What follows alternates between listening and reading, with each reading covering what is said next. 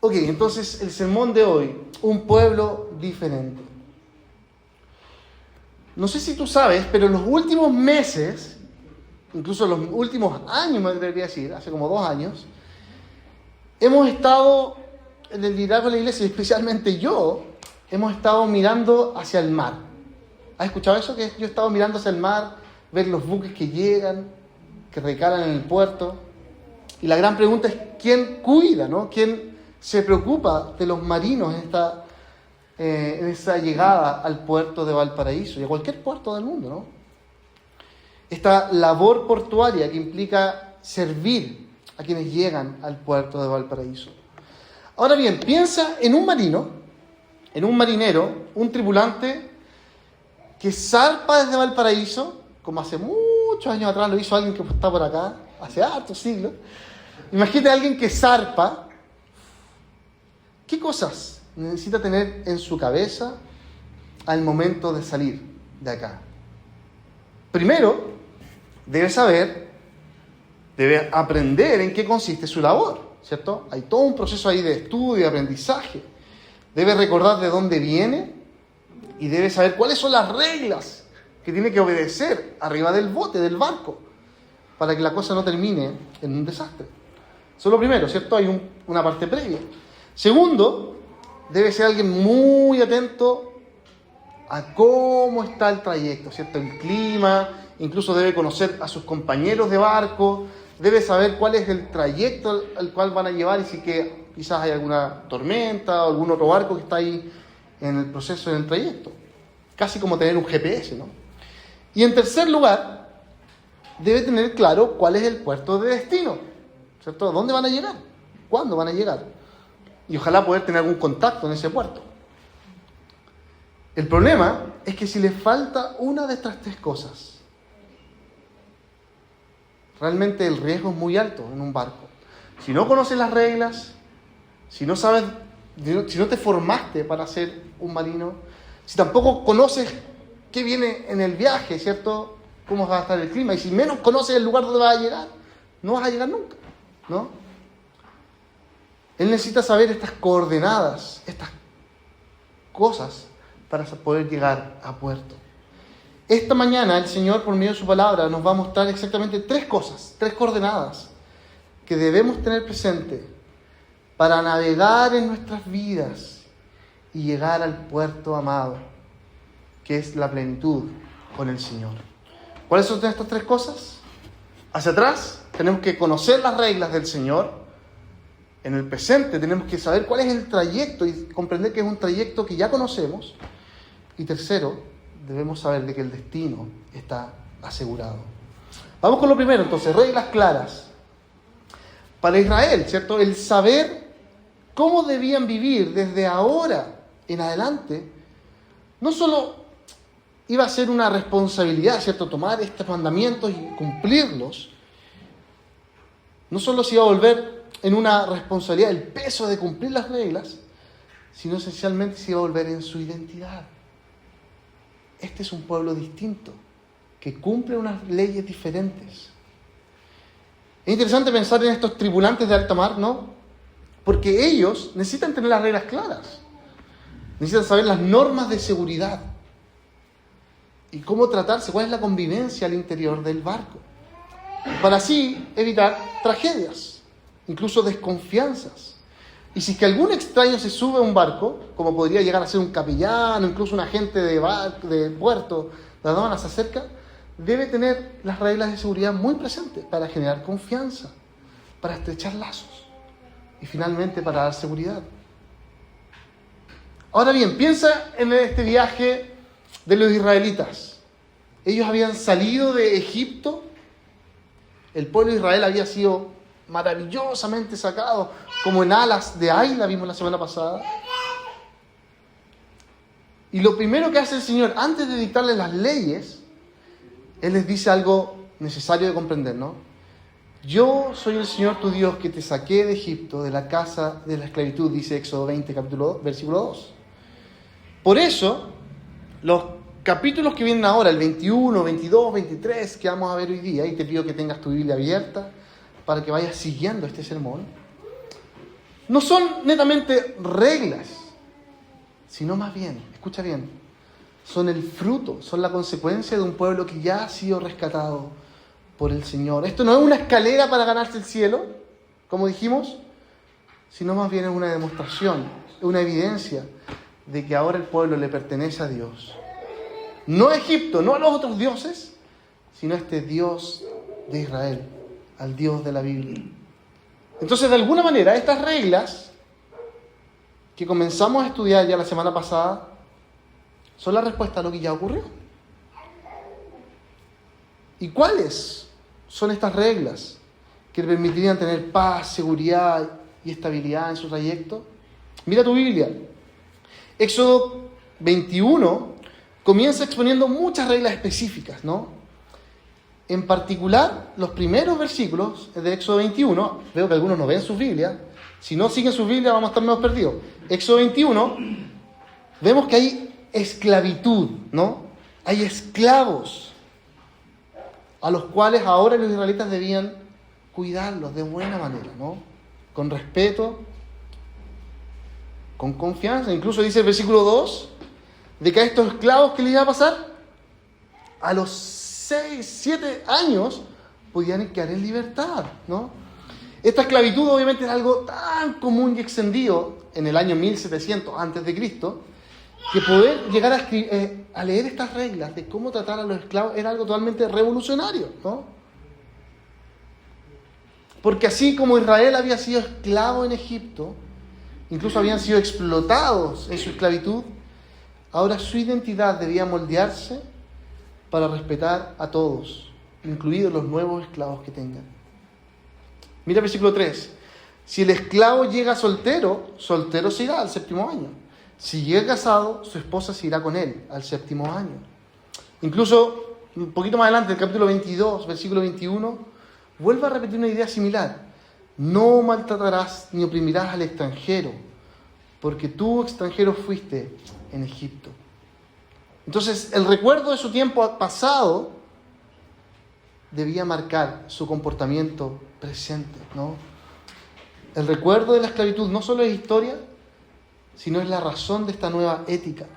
Dios les dice, traten a los vulnerables con misericordia, porque antes de que yo los rescatara a ustedes, también ustedes eran vulnerables.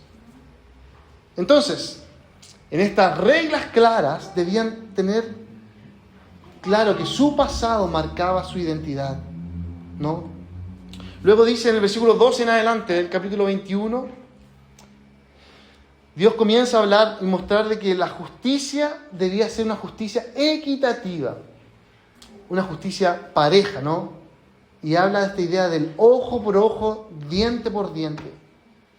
Incluso llegamos al versículo 24 y 25 del capítulo 21, que es muy descriptivo, ¿no? ¿Lo viste ahí en tu Biblia? ¿Qué dice el versículo 24 y 25? Ojo por ojo. ¿Qué más? Diente por diente. Mano por mano, pie por pie. Quemadura, wow, golpe, herida por herida, ¿no? ¿Les suenan estas palabras?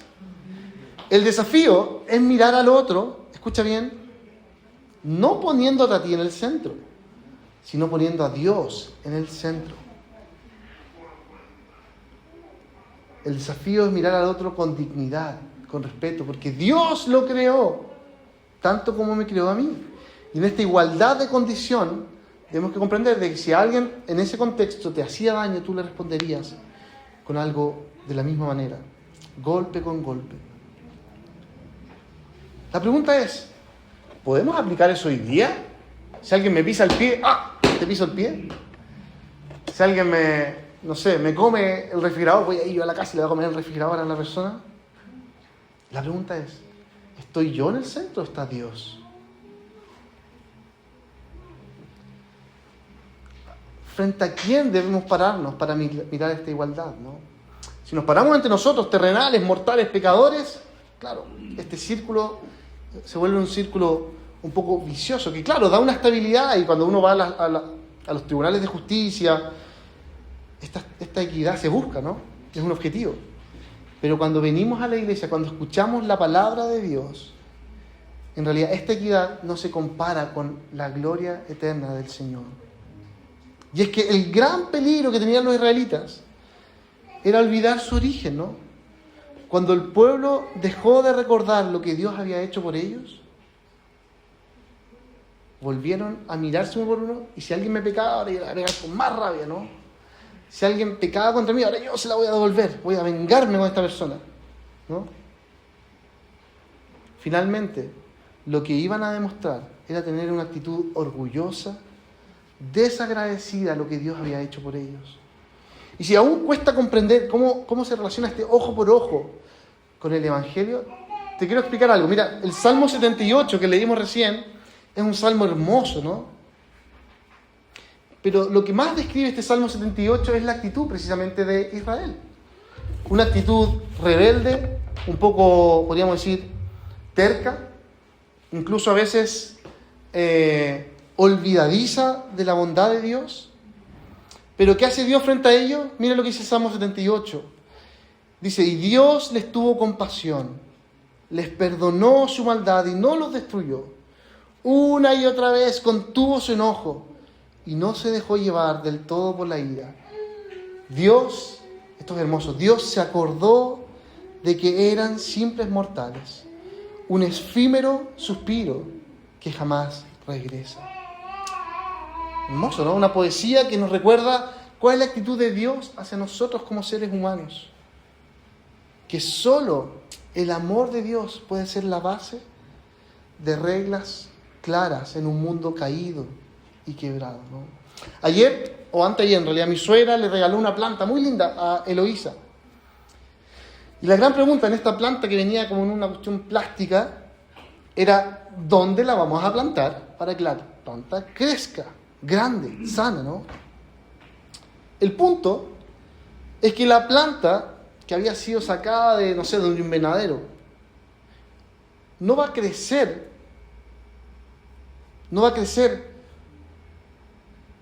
porque el sol, o de alguna manera, el sol va a depender, o va a mediar su crecimiento, ¿no?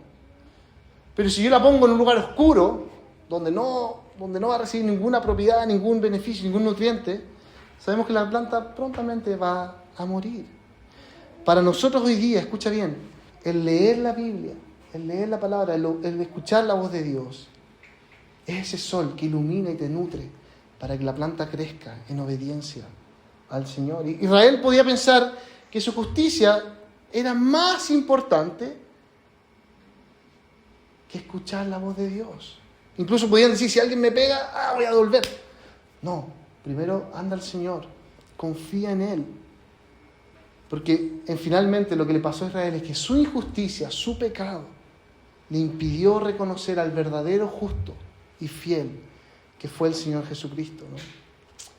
Entonces, a la luz de esta primera regla clara, yo te pregunto a ti, ¿por qué a nosotros nos cuesta comprender la injusticia hoy día? Hablamos en la comunidad el jueves. ¿Cómo te sientes cuando alguien ha cometido una injusticia contra ti? ¿Será que recuerdo que Dios me rescató de mi injusticia? ¿O lo primero que vengo es, esto es lo que me corresponde, voy a devolver tal como merece esta persona, ¿no? Señor Jesús dice en Mateo capítulo 5, ¿no? Escucharon que en el pasado se dijo ojo por ojo, diente por diente. Mas ahora les digo, amen a sus enemigos, sírvanle, sean respetuosos. Porque la regla del Señor es mucho más que lo terrenal. Es una regla celestial. Entonces estas reglas que comenzó a exponer acá el Señor en Éxodo pueden sonar fuertes. Incluso las palabras que más suenan en el capítulo 21 es esclavo, muerte, golpes. En el capítulo 22 la palabra que más se repite es no hagas, no cometas esto, no trates mal. Pero estas reglas claras lo que tienen es demostrarte que la única manera para crecer y para que el pueblo se fortaleciera y para que llegaran finalmente en el trayecto seguro al final, era obedecer la voz de Dios. No para mostrar nuestra rectitud y nuestra superioridad, sino para decir, Señor, tú eres mi rey, tú eres mi dueño, mi identidad y valor está en ti. Pregúntate, ¿estoy viviendo desde la gratitud o estoy viviendo desde el miedo, desde el orgullo? Mira el segundo punto, este trayecto conocido, porque el pueblo había comenzado este viaje en el desierto y como sabemos, desde un comienzo comenzaron las críticas, ¿no? Los cuestionamientos, las dudas, hasta Moisés tenía inseguridades.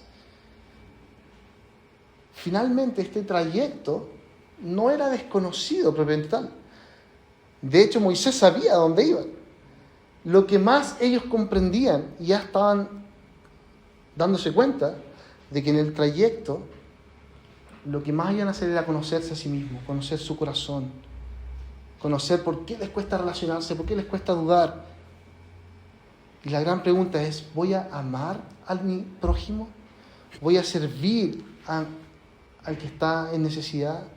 ¿Voy a desafiar a mi hermano a que pongamos a Jehová en prioridad en vez de ponerme a mí? Es decir, ¿con quiénes desarrollaremos este viaje? ¿Quiénes están a nuestro alrededor? El corazón de Éxodo 21-22, incluso el capítulo 23, es netamente social, es de vinculación con otro, con un externo, con el prójimo, ¿no? Incluso algunos conocen estas leyes como las leyes civiles. Cómo trato al prójimo finalmente revela en cuánto confío en Dios. Dios es un Dios que se preocupa por el desvalido, ¿cierto? Por el esclavo, por la viuda, por el huérfano, por el extranjero. El capítulo 22, versículo 21 y 27 lo describe muy bien, ¿no? Presta atención. ¿Quiénes son huérfanos? ¿Quién está viuda? ¿Quién es extranjero? Trátalo con cariño. Estas leyes eran radicalmente contraculturales en el mundo antiguo, ¿no?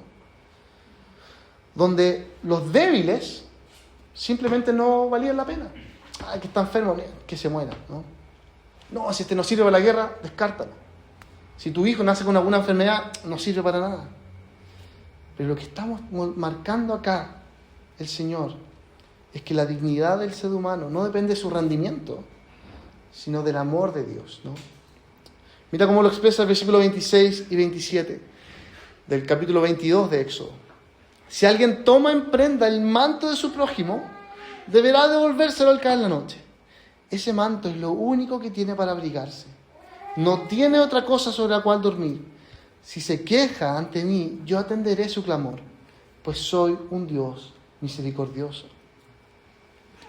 Porque en definitiva, queridos, para conocer realmente a Dios, lo primero que debían comenzar a hacer era a tratarse con respeto los unos con los otros, aprender a vivir en comunidad. Entonces por eso decimos que el trayecto era conocido, porque desde que tú naciste, has dependido de otra persona, ¿no? Todos nosotros dependemos de un tercero, de una mamá, de un papá, de un abuelo, de una tía, de un hermano. Todos tenemos a un coterráneo, ¿no? La pregunta es, ¿cómo lo trato? Como un dictador. Oye, dame eso. ¿Acaso me el control remoto? Dame la comida hoy día. Os cuidamos los unos a los otros. Piensa en esto. Dios les está demostrando, y hasta el final de la Biblia nos enseña, de que Él es un Dios trino, ¿cierto? Dios Padre, Dios Hijo, Dios Espíritu Santo. Y es a Él a quien honramos, a este Dios trino que se ama mutuamente dentro de la Trinidad, que se honra mutuamente.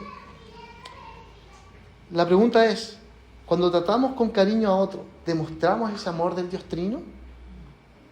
Oye, dame eso, córrete de acá, ¿qué te metí en mi vida? Esas no son actitudes que hablan del amor del Señor, ¿no? Eso implica, de que tú en tu trabajo, con tus vecinos, en tu casa, en la calle, cuando vayas en la micro, en el auto, incluso acá en la iglesia, ¿no? Debemos tratarnos con empatía, con respeto, con paciencia, ¿no? Mira lo que Jesús mismo enseña en este pasaje de Mateo 5. Él dice, no solo no hagas daño, sino ama activamente a tu enemigo. ¿Por qué? Dice versículo 45 de Mateo 5, para que sean hijos de su Padre que está en los cielos, que hace salir el sol sobre malos y sobre buenos. Entonces el modelo Es el propio carácter de Dios. Somos llamados a ser un pueblo que trata diferente a la gente. No porque el mundo merezca que los trate bien. Todo lo contrario. Entre nosotros no nos merecemos nada. Todos merecemos la ira y condenación del Señor. Todos somos pecadores. No lo hacemos por nuestro rendimiento. Lo hacemos porque el Evangelio nos ha transformado, ¿no? Y porque el amor de Dios nos gobierna. Entonces este trayecto es conocido porque nos conocemos entre nosotros. Israel, hasta acá, no comprendía a cabalidad el carácter de Dios, ni menos imaginaba la magnitud de lo que hoy día conocemos como el Evangelio. Pero sí sabían de que el viaje iba a ser en comunidad, con familiares, con conocidos, con sometimiento a los líderes. El trayecto era conocido porque implicaba someterse y confiar en Dios. Hace unas semanas atrás me tocó ir a Quinteros a visitar una agencia naviera que trabaja en el puerto de Ventanas. Y una de las cosas que me impactó fue cómo estos agentes comentaban de que cuando un capitán, el capitán del buque, está enfermo, está agotado mentalmente, incluso está medio ya con una psicosis media complicada, el peligro que corre la tripulación es gigantesco. Peleas, asesinatos, muertes. ¿Cuánta necesidad, queridos, hay de mostrar el amor del Señor, de llevar el Evangelio de Jesús para transformar vidas? Y eso, queridos, comienza abriendo los ojos, abriendo tu Biblia, bajando la cabeza y leyéndola, escuchando la voz de Dios para que sea la palabra la que moldee tu corazón y nos evite terminar en desastres o autodestrucción, ¿no? Piensa en tu vida. ¿Hay alguien a quien consideras tu enemigo hoy? Tú dices, esta persona no la quiero ni ver. ¿Hay alguien difícil con los cuales te ha tocado tratar? Yo siempre pongo este ejemplo. Hay un vecino, nosotros que vivía al lado de nuestra casa, que me tiene mucha mala. Y no solo a mí, como al mundo, como que siempre anda como muy arisco. Yo te animo a que esta semana tú des un paso de fe, ¿no? ¿Qué acto concreto de bondad, de servicio puedes hacer hacia otra persona? No para cambiarla con nuestra habilidad, porque no tenemos el poder para cambiar a la persona, pero sí podemos honrar al Señor, ¿no? Podemos siempre recordar que Él primero fue bondadoso con nosotros. Ese camino, queridos, es un trayecto que ya conocemos y que yo sé que todos ustedes lo han trabajado y aún hoy día seguimos avanzando en este viaje. Tercer punto, el destino seguro, ¿no? Un destino asegurado. Cuando uno piensa en la ley, y que durante estos 20 capítulos que restan del libro de Éxodo, ¿no?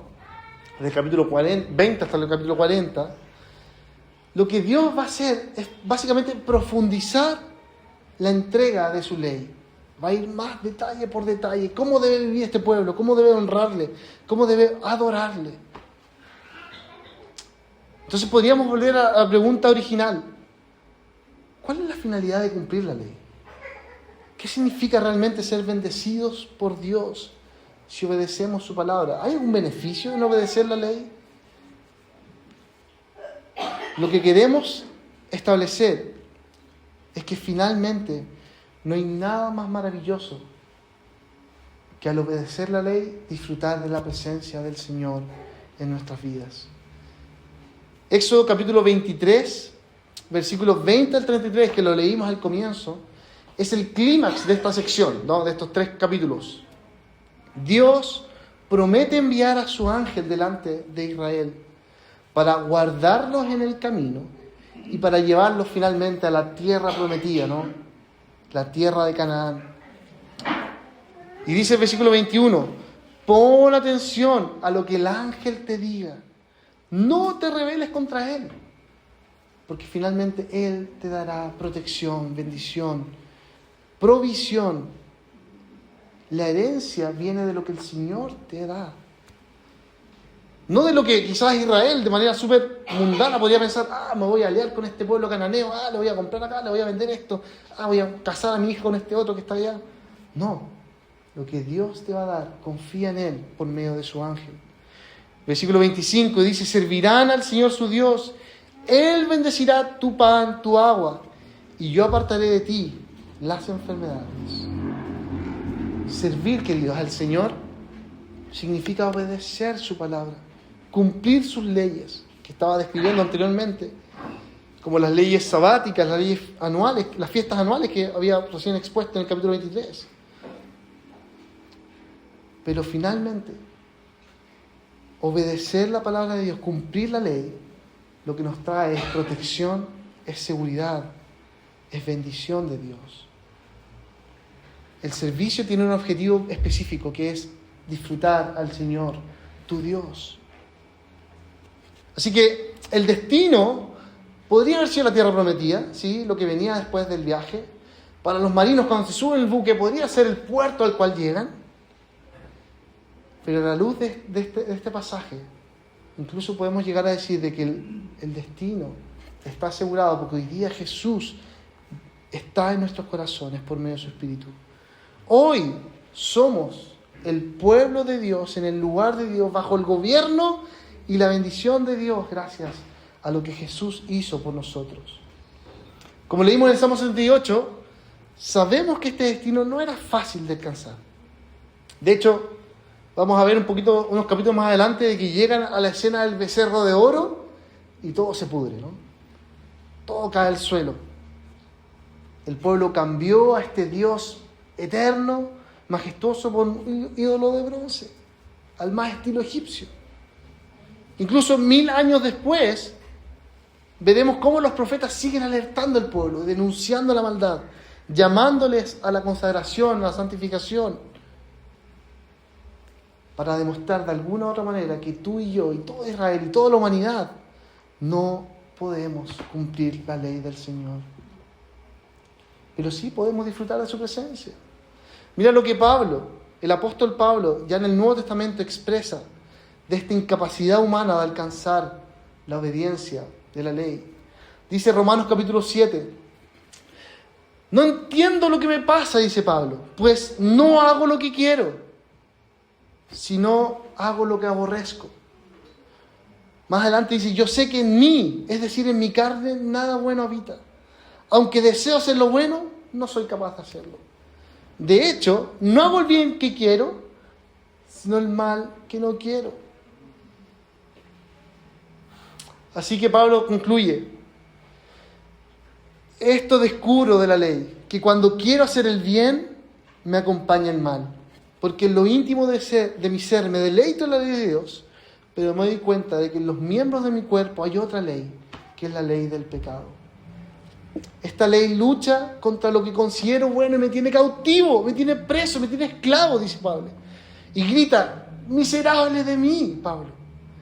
Miserable de mí, Gabriel, miserable de cada uno de los que está presente. ¿Quién me librará de este cuerpo sujeto a la muerte? Pero Pablo termina diciendo en el versículo 25, gracias a Dios por medio de Jesucristo nuestro Señor. Y comienza el capítulo siguiente, el 8, con este versículo 1 hermoso. Por lo tanto, queridos hermanos, de San Marcos, de Hipla, de todo Valparaíso, ya no hay ninguna condenación para los que están en Cristo Jesús. Pues por medio de Él, la ley del Espíritu de vida te ha liberado de la ley del pecado y de la muerte. En efecto, dice Pablo, la ley, lo que está escribiendo acá en este momento en Éxodo, la ley no pudo liberarnos, porque el cuerpo, la carne, anuló su poder. Por eso Dios envió a su propio Hijo en una condición semejante a la de los pecadores, para que se ofreciera en sacrificio por el pecado. Hermanos, escuchen esto. Para los marinos, el destino, el puerto es algo importante, ¿no? Algo deseado. Sin embargo, la única manera para llegar es tener claro cuáles son las coordenadas. Para ti, para mí hoy día, esa coordenada tiene un nombre y se llama Jesucristo. No es cumplir la ley, no es que me voy a obedecer, me voy a portar mejor para que me vaya bien en la vida, sino simplemente confiar y descansar en la ley de Cristo, con la cual ya no hay ninguna condenación. ¿Cuál es el problema? Que nosotros nos quedamos en la condenación, ¿no? Reflexionábamos un par de días la diferencia entre la culpa y el remordimiento, exacto. Y claro, cuán común es ver a muchas iglesias, muchos de nosotros sumidos en la culpa. Yo, ya no puedo. Cuando en realidad la culpa me debería llevar al Evangelio. Y decir, wow, sí, tengo que pedirte perdón, Señor. Esto que hice no estuvo bien. Piensa en tu vida. ¿A quién le estás confiando tu seguridad? No se trata de decir, ¿sabes qué? Ya, voy a despejar de todo lo que tengo acá, voy a botar mi dinero, voy a abandonar mi trabajo, la medicina yo no me la voy a tomar, los remedios ya, chao. Sino pregúntate, ¿en quién confía finalmente mi corazón? La bendición no viene de lo terrenal, ¿no? De lo mundano, sino viene de la centralidad de Cristo en nuestras vidas. Israel falló de muchas maneras al seguir estas 3 coordenadas. Olvidaron de dónde venían, maltrataron a los vulnerables, a sus compañeros, a sus familiares, y terminaron sirviendo a otros dioses. Pero Dios no abandonó su plan. Él finalmente envió a su propio Hijo Jesús. Jesús, el verdadero Israel, obediente hasta la muerte, que sí recordó el origen de todo, que es el amor del Padre, que sí amó al prójimo, estando ahí en la cruz, cuando dijo, Padre, perdónalos porque no saben lo que hacen. Y que sirvió al Padre hasta la muerte. Jesús cumplió lo que Israel y nosotros no podemos cumplir, ¿no? Y en su resurrección, Jesús nos adopta como sus hijos. Y nos regala el Espíritu Santo y la capacidad de vivir ahora de una manera diferente. ¿Cuál, en definitiva, queridos hermanos, es la motivación para vivir de una manera diferente a la que vive el mundo? Hoy, tú y yo, la motivación es que mostramos el testimonio de Jesús a los demás. Si alguien te ve en tu trabajo, en tu casa, en tu barrio, dirá, ¡uy, se parece a Jesús! A Jesús, no a Jesús de la iglesia, sino a Jesús de la Biblia, ¿no? Se parece a Jesús. Mira cómo hace negocios, mira cómo trata al desvalido, mira qué cosas postea en las redes sociales. Queridos hermanos, así como los tripulantes que se suben a un barco y se zarpan a puertos, no sé, en otros países, van en un grupo, ¿no? De 20, de 30. No están solos, sino van acompañados. Y en los puertos los esperan personas que les van a servir, les van a ayudar. Hoy nosotros, cuando salimos de acá, no estamos solos. Tenemos a la comunidad de la iglesia. Tenemos al Espíritu Santo en nuestros corazones que nos redarguye, que nos confronta, que nos lleva a Jesús. No estás solo, querido. La sociedad te dice, sí, tú te la puedes solo, tú tomas tus decisiones, tú manejas tus bolsillos, tu plata. El Señor te dice, tú dependes de mí. Tú dependes de lo que yo he hecho por ti. Amén. Que el Señor nos ayude a ser ese pueblo diferente. Oremos. Señor, gracias por estas coordenadas del ayer, del hoy y del mañana. Ayúdanos a recordar de que tú nos has dado reglas claras para mostrar una manera distinta de la cual vivir. Ayúdanos, Señor, a demostrar de que somos tus hijos, a amar a nuestros vecinos, a nuestros hermanos, a nuestros amigos, incluso a nuestra familia. Y ayúdanos, Señor, a comprender de que el destino no es mañana ni siquiera, sino el destino es hoy día, con la presencia de Jesús, con la presencia tuya, Señor, en nuestros corazones. Gracias porque no estamos solos y podemos anunciar tu mensaje de salvación, de perdón, que quita la culpa, que quita la condenación para siempre. Gracias, Señor, por eso. Y porque ahora, Señor, en esta santa cena que vamos a disfrutar, podemos recordar precisamente esa salvación tan grande que tú nos has dado, Señor. Gracias por tu perdón, por tu rescate, y porque hoy día podemos dar testimonio de ti, al salir de acá, al hablar con los vecinos, al hablar con la familia, a contarles de que te pertenecemos a ti. Gracias, Padre, en Cristo Jesús. Amén. Amén. Amén.